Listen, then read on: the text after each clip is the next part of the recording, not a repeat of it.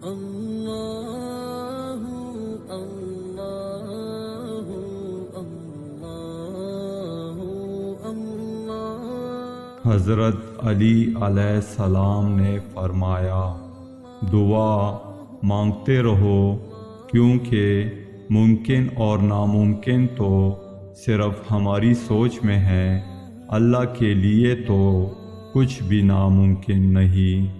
خدا کی 4 رحمتیں ایسی ہیں جو انسان سے برداشت نہیں ہوتی: بیٹی، مہمان، بارش اور بیماری۔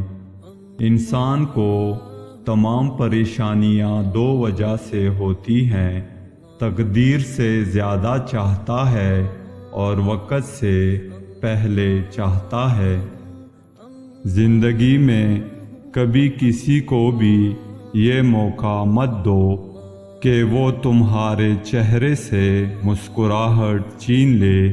یاد رکھو، دنیا تمہارے لیے ہے، تم دنیا کے لیے نہیں۔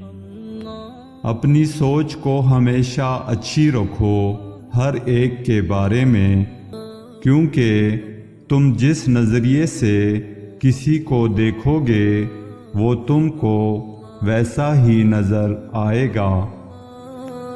جن گھروں میں صبح کے وقت قرآن پاک کی تلاوت ہوتی ہے، وہ گھر آسمان والوں کے لیے یوں چمکتے ہیں جیسے زمین والوں کے لیے ستارے۔ جو دکھ دے اسے چھوڑ دو، مگر جسے چھوڑ دو اسے دکھ نہ دو۔ اگر تم اللہ کی عبادت نہیں کر سکتے تو گناہ کرنا بھی چھوڑ دو۔ کبھی بھی کامیابی کو دماغ میں اور ناکامی کو دل میں جگہ مت دو، کیونکہ کامیاب دماغ میں تکبر اور ناکامی دل میں مایوسی پیدا کر دیتا ہے۔ صرف 2 لوگ مقدر والے ہوتے ہیں، وہ جنہیں وفادار دوست ملتے ہیں، اور وہ جن کے ساتھ ماں کی دعائیں ہوتی ہیں۔ اس شخص نے اپنا راز کسی کو بتا دیا، وہ اس کا محتاج ہو گیا۔ مصیبت پہلے ایک ہوتی ہے، مگر بے قراری اور بے صبری سے 2 ہو جاتی ہیں۔ دولت مٹی کی طرح ہے اور مٹی کو پاؤں کے نیچے رہنا چاہیے۔ اگر سر پر چڑھ جائے تو قبر بن جائے گی، اور قبریں زندہ انسانوں کے لیے نہیں ہوتی۔ حضرت علی علیہ السلام سے پوچھا گیا، انسان برا کب بنتا ہے؟ حضرت علی علیہ السلام نے فرمایا، جب وہ اپنے آپ کو اچھا سمجھنے لگے۔ کوئی گناہ لذت کے لیے نہ کرو، کیونکہ لذت ختم ہو جائے گی، گناہ باقی رہ جائے گا۔ اور کوئی نیکی تکلیف کی وجہ سے مت چھوڑنا، کیونکہ تکلیف ختم ہو جائے گی، نیکی باقی رہ جائے گی۔